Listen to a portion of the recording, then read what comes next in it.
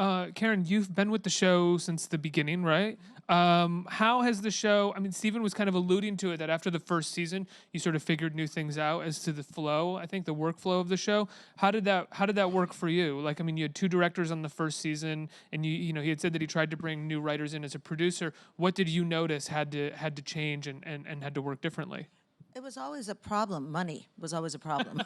Well, yeah, because it's And just to start with that, so it's a show that looks like it costs money. it doesn't. And so Really? Really?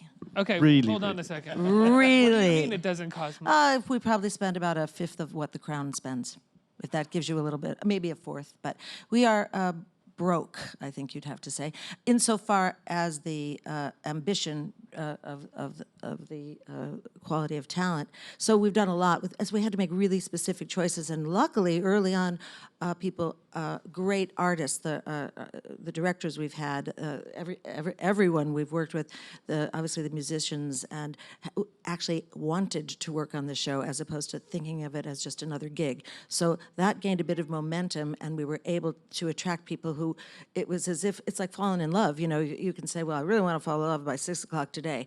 You know, sometimes you get lucky, mostly you don't. But because people were looking for this kind of love, we got to work with all the best. Look at the actors we got. I mean, I'm out Incredible. we're out now to a fancy person to play in next season, and I literally had to say to the agent, look, I know she's extremely, extremely fancy, but tell her she's not going to get milk in her tea.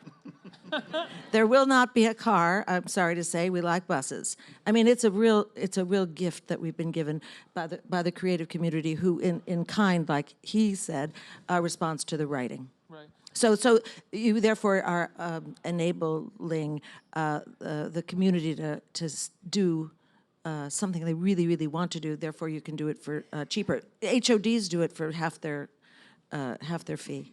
I mean, we've been extremely fortunate just simply because we are handcrafted. The company is CMP. It's my company, so it's not like a giant corp, you know. We handcraft. He's the executive producer. We don't always go to this. Why bother? He's there. So we take responsibility for each other. What did you say? He's there, we don't always Well, he's there all the time. You know, he's on almost every scene. Yeah, of course. So he's an executive producer who makes note of things that are important to the rest of the producing and directing community that we inhabit.